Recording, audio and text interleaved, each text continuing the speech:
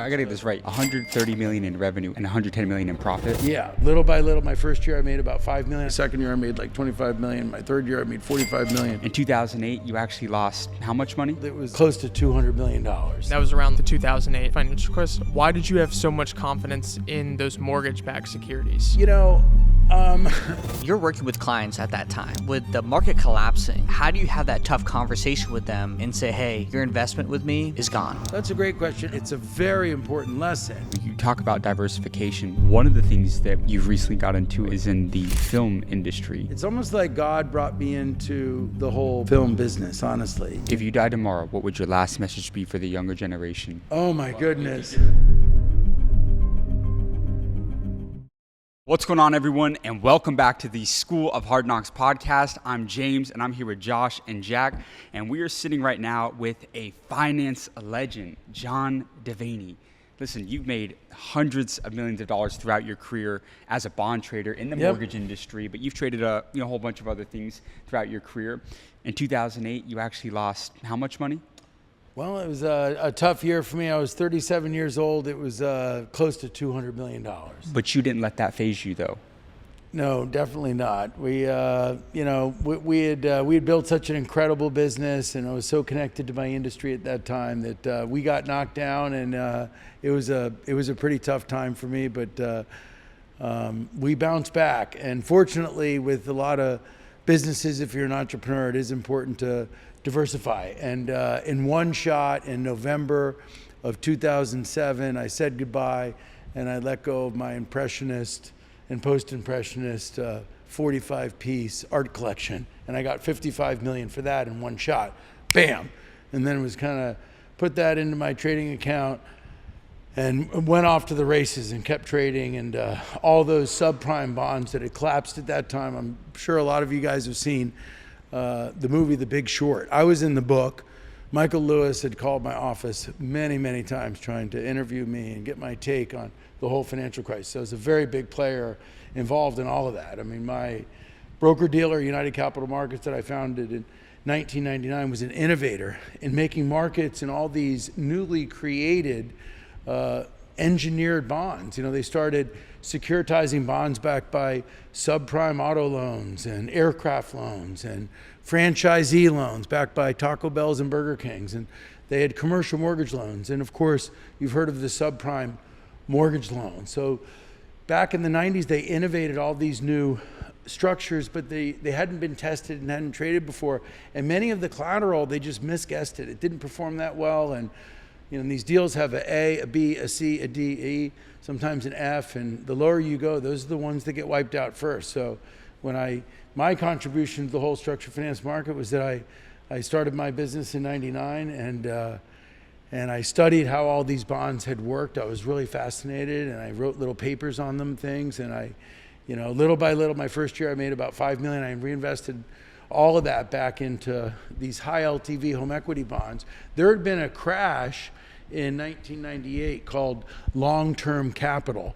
It was the first time that the Federal Reserve did an intervention and gave credit lines and lent money to the large banking system. And this hedge fund called long-term capital was leveraged something like 50 times. Like, it should be illegal to have that type of leverage, or 25 to 50 times. So they had like 100 billion of debt that it was spread all across Wall Street, and they went under and lost all their equity.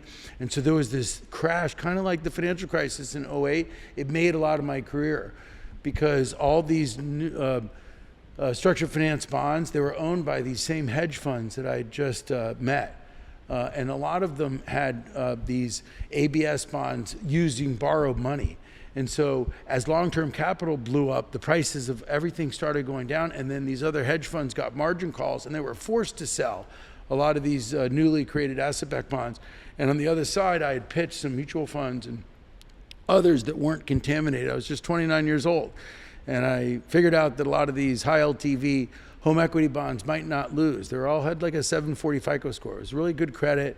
You could borrow 125% of the value of your home. It was this sort of weird home equity product where you got even more out of your home than a normal home equity loan. And that made my business, is sort of being in between all of those initial flows. So John, take us back to the days when you were in college? Because you started to make a significant amount of money when you were even in school.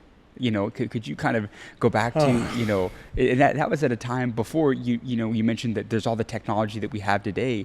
What was your journey even before this before you were trading hundreds of millions of dollars in the mortgage business? Tell us that. Yeah, when I was in school, I was hungry, okay? And I was hungry to get ahead and to get straight A's and hungry to make money, okay?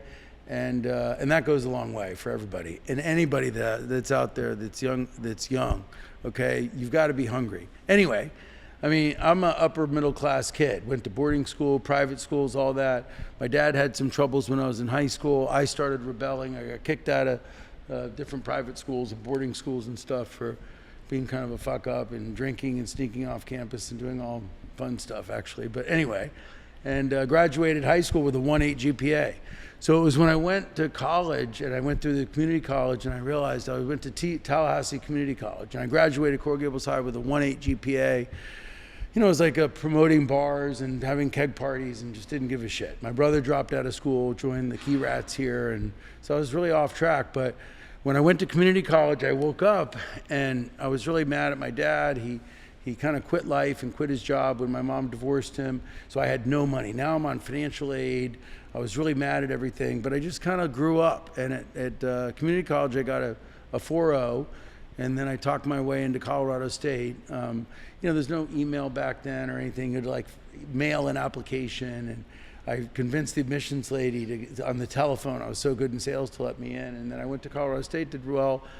And that's where I started to do small businesses, and I made straight A's, double major the whole time. Won lots of scholarships, but yeah, early on, like if you're in college, you've got to be hungry and follow dreams that you have. My first big score, I had the guts to go to the owners of the Shore Club Hotel on South Beach. I saw that a sister hotel called the Sassoon had a closed down lobby bar.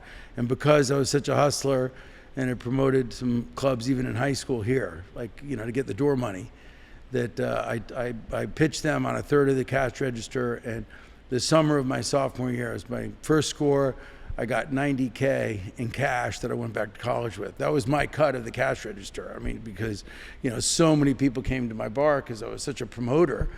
And anyway, that gave me a lot of confidence in college. Hey, you can make money. You don't need to blow the money on drugs and being a fuck up. You could have straight A's. What about performing and excellence in college? So then I kind of turned around. I'd already done all the partying in high school, and now my new identity was excellence and trying to get the highest grade in every single class. I studied so hard.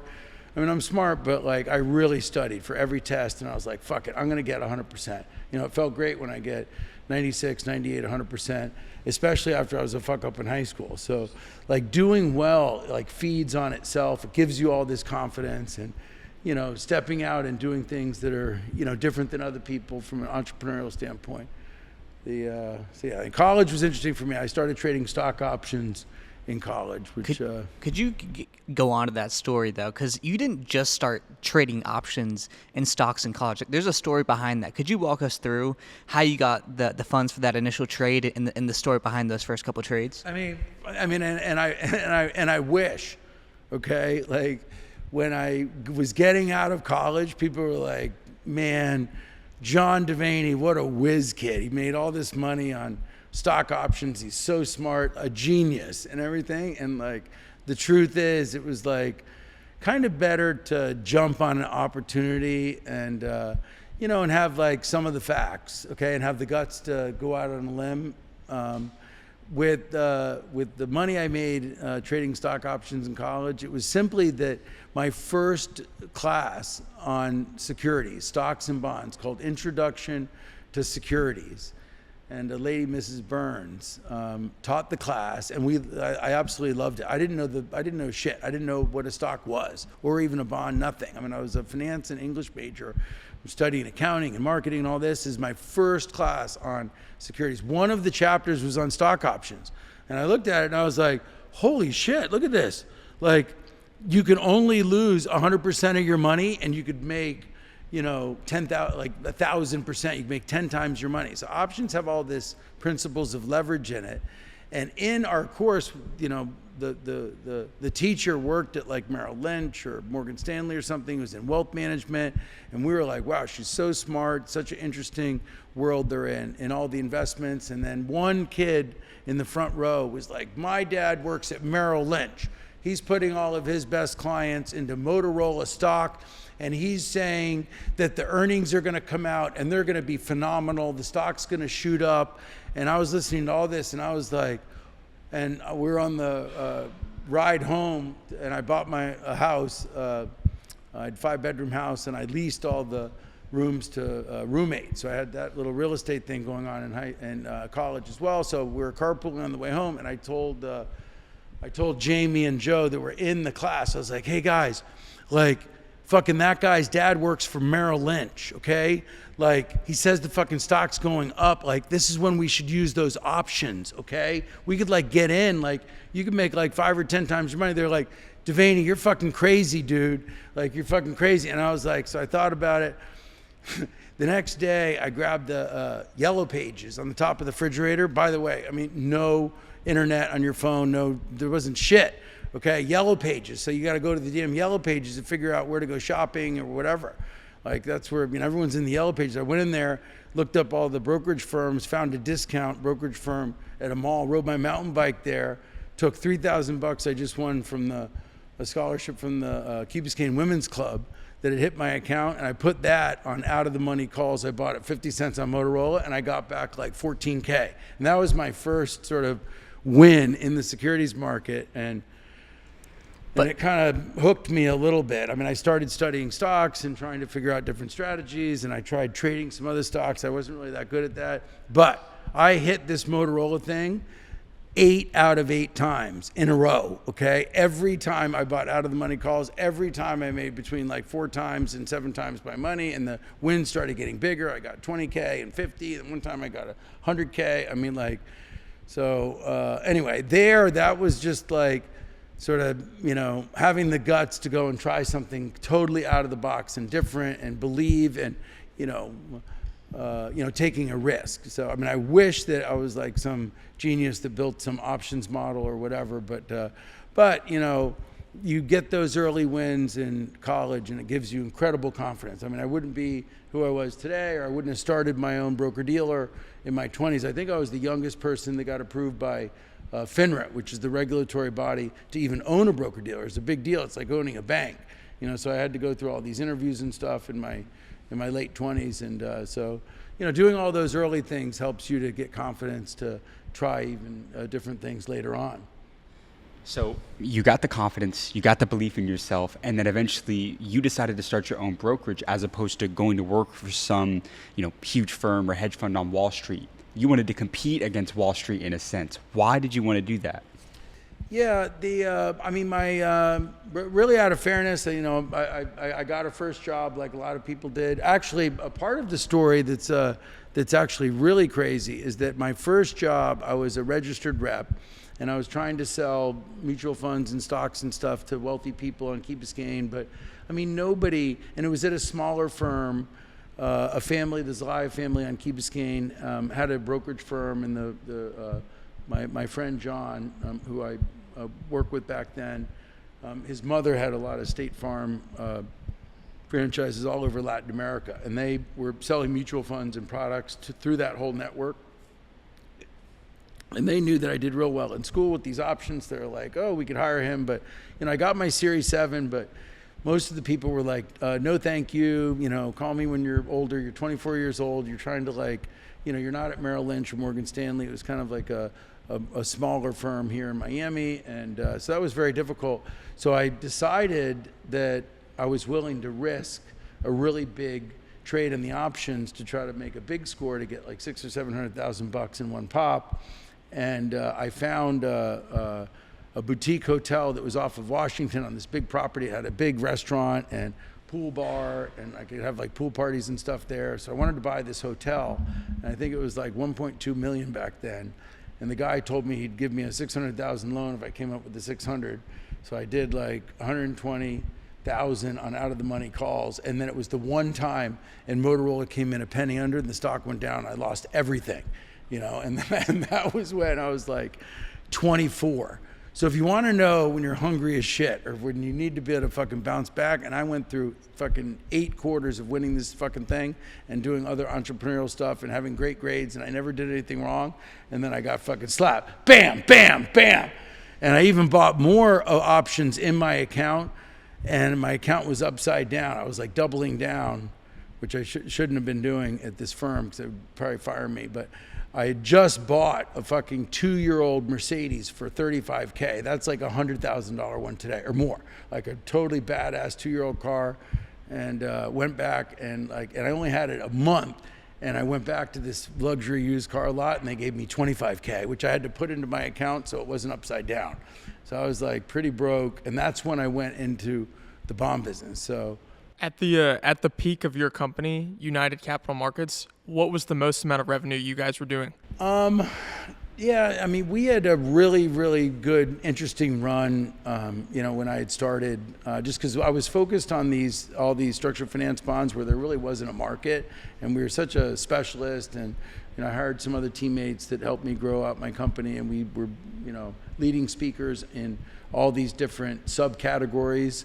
At all the conferences, we had a lot of credibility, and we had, parlayed a lot of the earnings every year. I think my first year I made $5 million. That was in '99. I was 29 years old.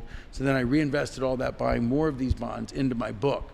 And a lot of these bonds were making like 30-40% returns, like giant returns, all these out of favor areas after long-term capital blew up. So I kind of rode a bunch, like the BB rated piece in these high LTV deals traded down to 30, and they all paid off at 100. So I was like riding these same incredible turnaround story bets as my clients. And so I was making money right alongside them. So my second year I made like 25 million. My third year I made 45 million. My fifth year I lost a bunch on this corporate bond, Conseco. Anyway, I was consulting Gary Wendt, who came from GE and wrote a number of books on leadership and these types of things. So I was consulting GE and their whole board on the acquisition that they made of the largest ABS issuer was called Green Tree Finance. But anyway, and they had paid too much and issued all these preferred bonds, billions of dollars of debt to acquire Green Tree. And it's probably worth $1 billion. They paid like $4.5 billion. So I kind of modeled all the assets they bought. And anyway, they wound up going bankrupt, and that cost me that year. But then the next year I bounced back. Well, actually, I think I made like $5 million that year in '02, but '03, I think we did $110 million of net income on $130 million revenue. It was interesting. I was at a dinner at the Senate Majority Leader's house, Bill Frist, and President Bush was there, and they invited like the Vice Chairman, Ken Wilson of Goldman Sachs. There was the CEO of Bank America, and all the biggest banks that were there, and they had me there. My first general counsel went to school with the senator's kids, and so he always visited me and went on my boats and stuff down here, and we had a relationship. So he wanted me at this dinner, and then the chairman of Goldman looked at me. I'm 33 years old, and he's like, well, what do you do? And I was like, blah blah blah. He's like, oh, what kind of revenues do you have? And I was like, oh, we had about 130 million last year. And he's like, oh, okay, that's not bad. What kind of profit margin do you have? Like 10%? A lot of broker dealers, they have a lot of expenses, a lot of payroll. And I'm like, no, it was like over 90%. And he's like, wow, that's like, 100 something million. I was like, no, I know. He's like, that's better than Raymond James Financial and Jeffries, 2 big regional broker dealers that were public. And I had been kind of studying them when I was younger and trying to sort of copy some of their businesses. And so anyway, the early years of my business, it was a very, very interesting roller coaster ride that saw us, trading billions of dollars of these structured finance bonds. I got to get this right: 130 million in revenue and 110 million in profit. Yeah, so we had about 20 million. How did you run so lean? How was that possible? No, because it's like bond trading is just buy and sell the bond. They live in my account. I just had 20 million of expenses. At that time, I had. Well, actually, I hadn't bought, I kind of went on a buying spree and bought a lot of real estate on Key Biscayne that I gave out to all my family members that year to diversify, which is, it's good to do that. But the thing that's so fascinating is I feel like the average person is so afraid to take risks, and with a lot of these trades, it wasn't that like you were taking these massive risks, you were just seizing opportunity and then reinvesting a lot of what you made in order to make bigger trades on that end. Is there any sort of like key, or what do you think was the factor that like enabled you to be able to feel comfortable taking those risks of like you made the money and then taking that and then like doing an even bigger trade the next time? What was that like? I mean, just to kind of explain,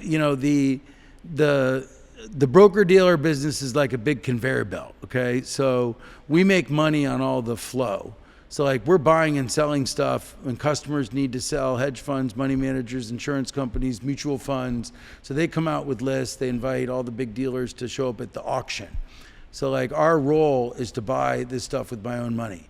And then we take it into our books and then we try to sell it the same day, next day, the day after. So we're a principal market maker. Some of the dealers only act as agent and they solicit bids from people, but some of the dealers carry an inventory. So we were doing that, competing against the big dealers on Wall Street that also carried inventories, but that we had more market share in the riskier subordinate bonds, like the C and the D and the E tranches, than they did. So we had a lot of flow. So like if you could make 2 points on every billion, you make $20 million. So if you trade, $5 billion of stuff and you're making 2 points on all the trades, then you make $100 million. So it's not like, so it's like a giant conveyor belt. Like we're making things, like things come onto the conveyor belt, they bounce along. We're like, okay, sell that at a profit, get rid of that, put another thing on there, get that.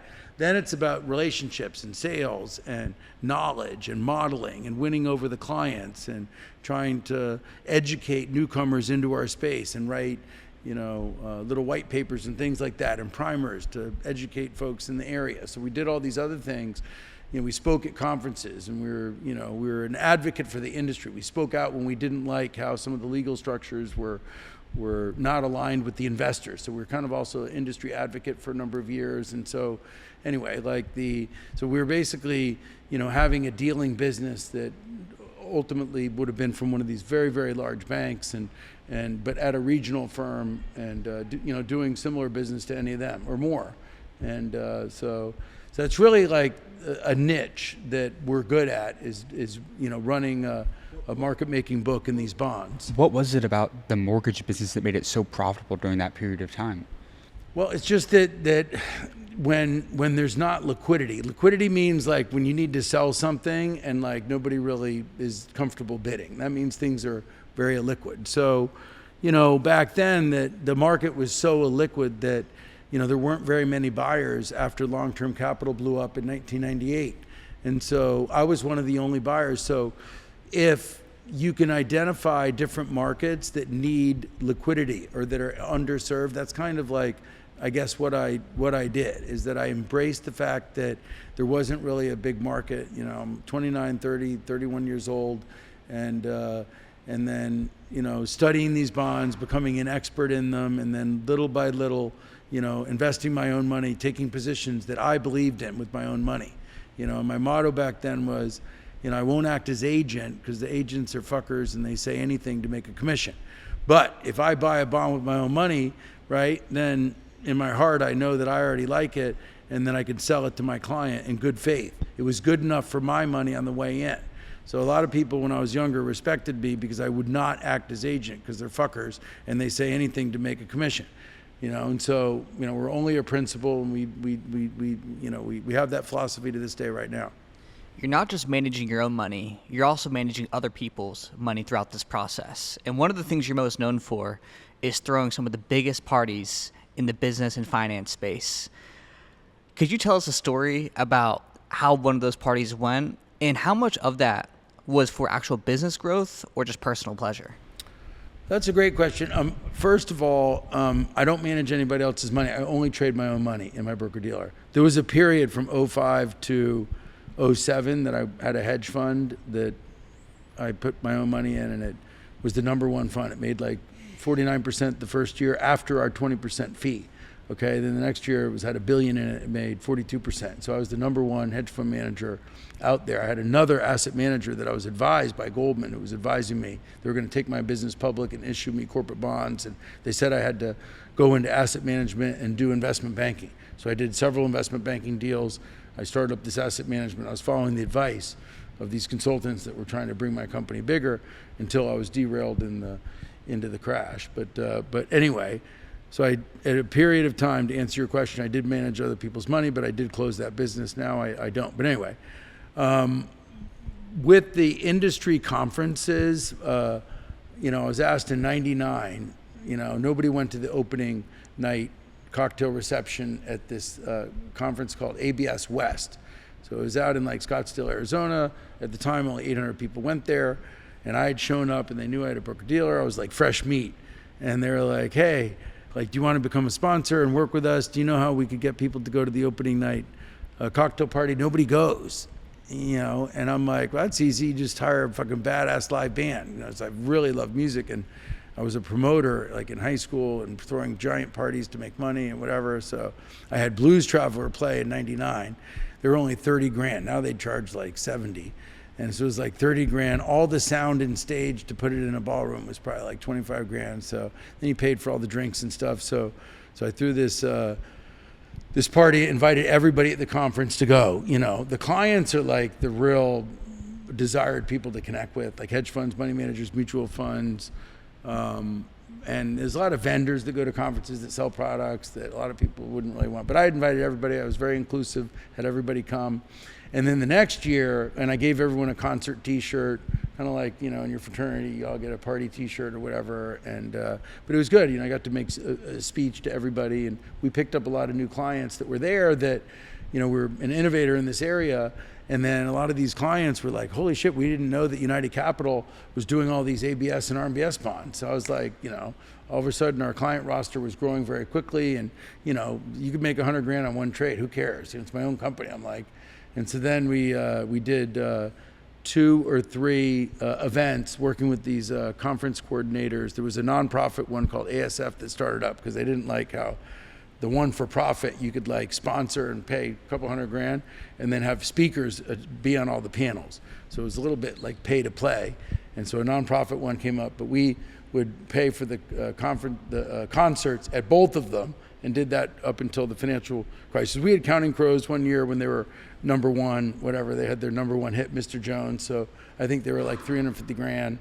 That's kind of like, that was an 03. That's like getting Lady Gaga or something now. Like she'd be like 2 million. But so we used to have these big events at the conferences. It kind of connected everybody. It was like a big thank you, to give back to my whole industry. It was pretty cool. They used to let me land my Sikorsky helicopter on the golf course at all these conference facilities. So then I'd be like, speaking on all the panels, having a big show, and then I'd take all my clients for rides in my helicopter and take them to the Grand Canyon from Scottsdale, fly to the Grand Canyon, go along the lip, and it was a really interesting time I had when I was in my mid to low 30s. There was no internet guys that made a bunch of money in tech stocks back then. So like the only way to make money was you had to like earn it. You had mentioned that at its peak you had lost $200 million. What was during that time, and that was around like the 2008 financial crisis, why did you have so much confidence in those mortgage-backed securities? At the time we had like a book in '07, and we traded and invested in like every single area of structured finance. So we had a book of residential mortgage bonds, commercial mortgage bonds, CDOs, which are collateralized debt obligations. We had franchise ABS bonds. We had home equity bonds. So we were a leading dealer with a big diversified book. We were carrying hundreds of millions in position. I had like a $250 million credit line with Bank of America. We were a big firm.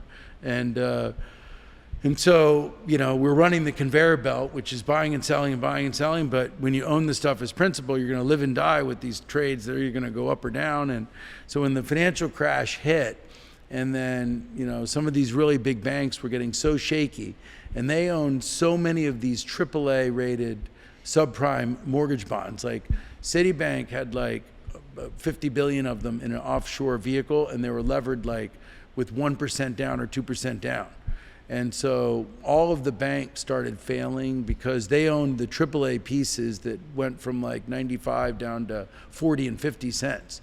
But because they were leveraged so much that the decline in the AAA piece of these subprime bonds at Citibank, Bank of America, lots of those guys had wiped out, in my opinion, all of the equity of those banks. And that's why when the Fed came in, they made Citibank and Bank of America take $100 billion each, and then a bunch of other banks got $50 billion of a preferred loan, and a few other guys got $25 billion.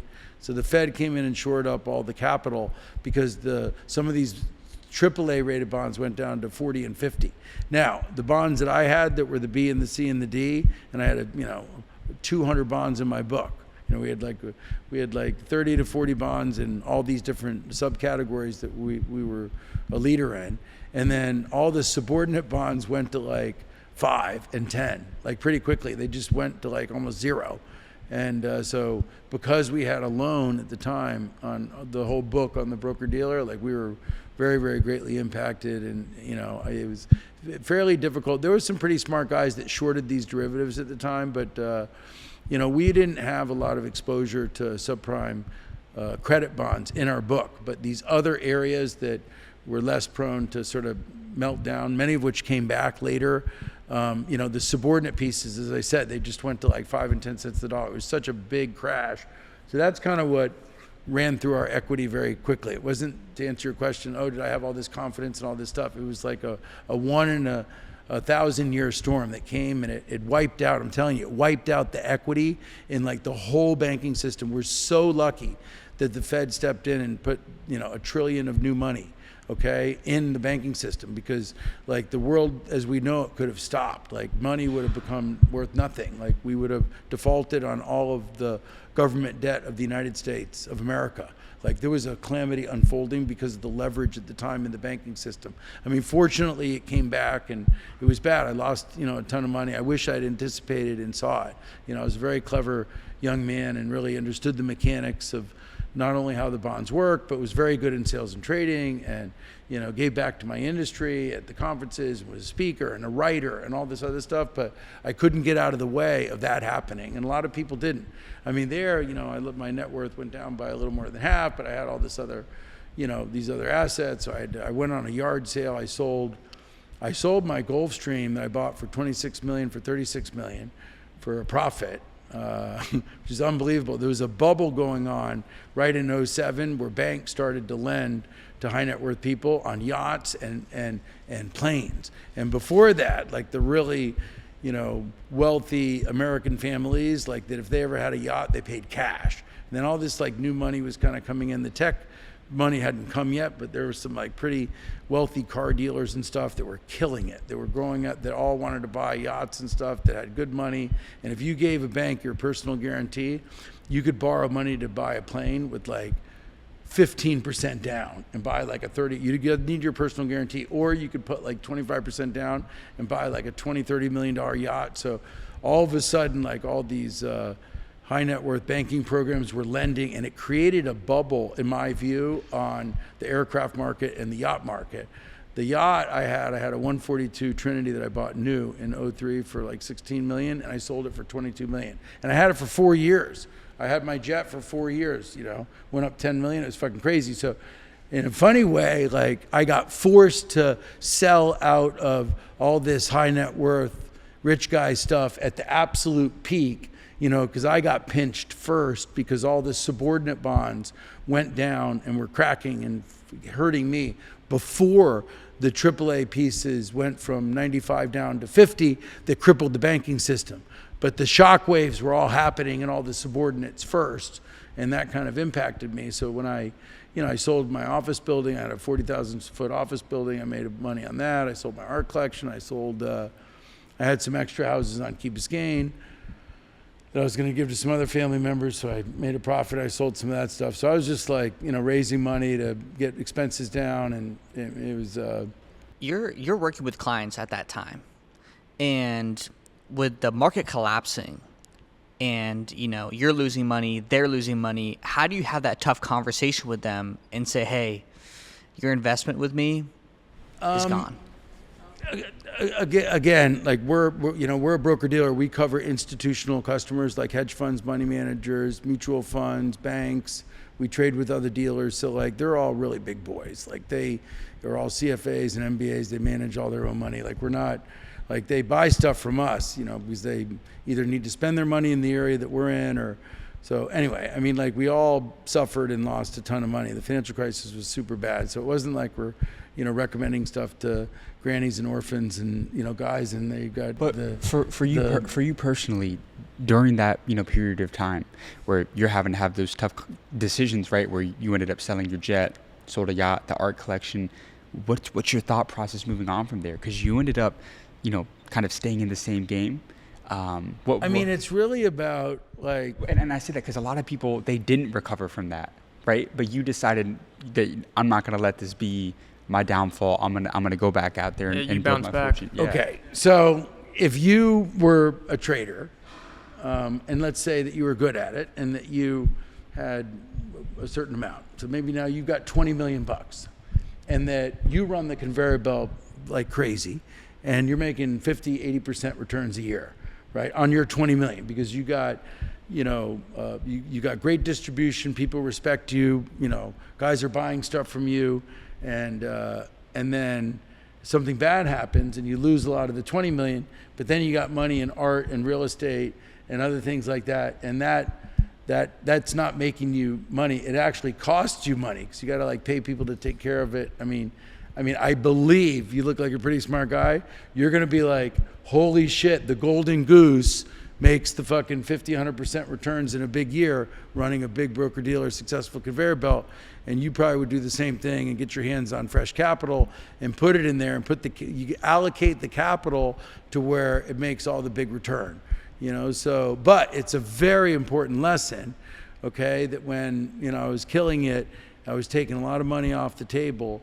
Initially, I bought like, a bunch of houses on Key Biscayne. It was really because my heart told me to do it, because when, you make over 100 million, and my mom lived up in Vero, and my wife's dad, Leonard, lived in Gainesville, and I was making babies, and so I bought, waterfront homes for all of our family members on Key Biscayne, and so my heart told me to do that. It turned out that diversification, okay, it's really been great for me because all the properties have gone up significantly from 2003. So my real estate portfolio did very well. My heart told me to do it. If you make that type of money, first and foremost, take care of your family.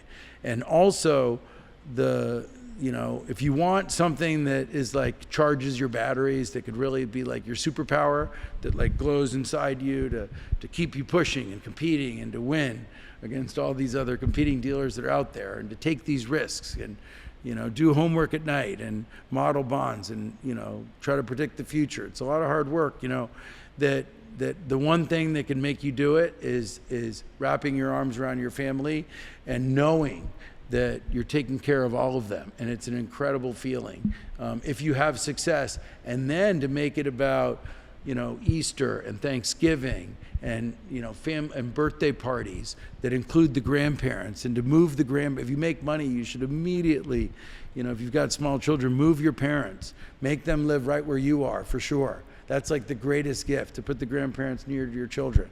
Nothing is worth more than that. Nothing. And to have my mother. Right now, my mother lives, my mother lives like 6 houses away.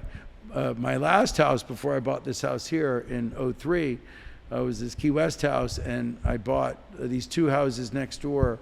It was on the water for my mother, and I knocked one down because they were too big. They were like 6,000-7,000 foot, and they were kind of on really small lot line, and to make her a garden. And then I bought the properties on the other side of my house and moved my wife's mother into that. So like some decisions like that to try to like keep yourself grounded, make sure the grandparents are near the kids, have them all helping, to raise your children and be there. Like those are moments you could never give back. And so like, those honestly like that, doing some things like that when you're younger, having an eye to try to help others, like it's all connected. Like it gives you superpowers to like fucking crush it. Like, and then because it puts a monkey on your back, I guess. You're that young and you're killing it. And then you're taking care of all this stuff, paying, tons of property taxes and all the maintenance and everything. I mean, I used to have 15 houses, maybe more, 20. I mean, I had all these properties I bought over in this island on Cat Cay. And so it's just but anyway, diversity, if you make money, is important. Take money off the table if you're an entrepreneur. You start to make money, don't have everything in one, entrepreneurial business. So whether it's in real estate, it could be in art, it could be in, movies or things like that. You could have a diversity that spreads out risk for you. And you could go and get it when you need to and put it back in whatever the core business might be. You talk about diversification, right? And it's something that you've preached kind of consistently throughout this. One of the things that you've recently got into and are starting to dominate now is in the film industry and movie production. Talk to us about that and what's inspired you to kind of go into that industry and what you're doing all in the film industry right now. Yeah, it's I really don't know, it's almost like God brought me into the whole film business, honestly. A friend of mine had approached me that had been involved in some films and showed me some opportunities, one of which dealt with children and was a story, a movie called City of Dreams, and it dealt with a true story about a young Mexican boy who was trafficked across the Mexican border into LA and kidnapped and made to work in a sweatshop. And it's about the boy's courage to free himself and to free the other children. And when I saw the movie, I was so touched, and I literally cried. I had tears on my face, and I met the director, Mohit, and I talked to him till almost 3 a.m. on a big Zoom call, and I learned the journey it took him to try to make this film, and they needed $5 or $6 million to pay for all the advertising, and if not, the movie wouldn't go anywhere, and it would be shown on 20 to 30 screens, which is what happens to a lot of independent films. And so I funded all the advertising for that, and got behind that, and opened to 900 screens, and then decided to use my own voice to advocate for the topic, which was very important. It dealt with children, and trafficking in the U.S. has exploded 500% in the last 7 years. It's a lot to do with the border. All these unaccompanied minor children came to our border. We admitted them, and we placed them to sponsor families with no vetting. So all these kids that kind of got trafficked, and it's just awful in this day and age to have trafficking go up. It should be going down. And so anyway, that's really what made me get into film, is that my heart told me to do it, and then all the innovation and my own ability to use my voice. I've probably been on about, I was really inspired by Tony Robbins and Vivek Ramaswamy, really. I mean, these guys saw our film, they wept like I did. They started doing events shoulder to shoulder with me and advocating for our movie and advocating for this important topic. And I was like, these guys are a lot richer than me. I mean, they're like billionaires, both of them, and they're flying around in their planes and going shoulder to shoulder with me to help promote my movie. And I was so touched to see other people that, help make videos for me. And so it kind of gave me this incredible sense of community, that we're all doing something together, and it inspired me, honestly. And so, and now you've got a new movie that's about to come out right now. So our new movie isn't really a social impact film, but it's got very interesting themes. It's called The Prince.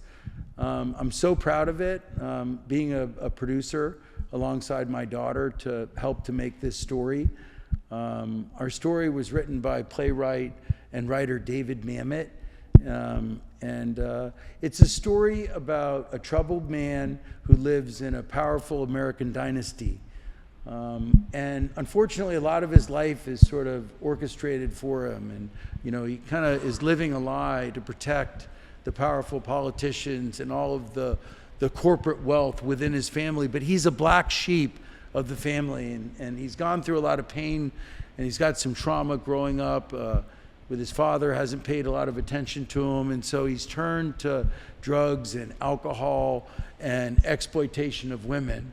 And so it sort of chronicles an odyssey of this troubled man in the seedy underworld, and he's trying to move to gain truth, and ultimately he does find redemption. Nicolas Cage is in our movie. It's unbelievable. I'm such a big fan of Nicolas Cage, and I can't believe he loved our script. He plays a pimp. Our lead actor is my partner and friend Scott Hayes. I mean, he's gonna win an award. I mean, his performance is just absolutely incredible, playing this troubled man who really turns the corner. We have my friend that lives on my street here on Key Biscayne, Andy Garcia. He plays a bad guy in the film. J.K. Simmons plays the patriarch, incredible actor. His performance is just outstanding. So we gotta stay tuned for that when it's ready. Yeah, it's coming later on this year, and we're so excited about it. So we have 2 last questions for you real quick. Very short though. If you die tomorrow, what would your last message be for the younger generation? Oh my goodness. Give them one more principle that you could leave with the younger generation before we leave here today. Yeah, I mean, honestly, like, pursue your dreams, and, it might not be being an entrepreneur. There's so many important things to do in life, and so it's just important to be really impassioned about things, and to be an honest person, and loving and trusting, both with family and friends, and authentic to yourself. That's the most important thing. I mean, money isn't, for sure. And so, I mean, over the course of your career and your life, you've been called a maverick, a bond trader, going after, competing against Wall Street, and a man that's lost money, bounced back, and is producing films today. But when it's all said and done, what do you want your legacy to be? How do you want to be remembered? Yeah, I mean, my new thing right now, at this stage of the game for me, I love mentoring young people. I like to think that, people in my age could be a great example, and to live my life that way. And so that's kind of what I'm doing each and every day right now. I'm trying to be a great person. I love being connected with my family. I love being connected with my community, and now with Manor House Films. Both of our films have very, very important messaging that I think is going to help people. The Prince has this troubled man who, at the end of our story, has courage. He has courage to sort of fight back against all the false narratives that his family imposed on him. And as painful as it was to admit that he's had troubles, he does that in our movie. And, now I'm trying to be a good role model to people. I'm trying to make great decisions. We're making fantastic movies. So, like, for me, my legacy now is, to try to give back, to use a lot of the resources, and now redirect them into doing good things. I love it. Well, John, this was great. I really appreciate you and your awesome advice. We'll be sure to put the links down to John's social media channels in the description below. For everybody watching right now, be sure to like and subscribe for amazing content we've got coming every week, going all over the world to interview the most successful people, just like John Devaney right here. We appreciate you guys, and we'll see you guys in the next episode.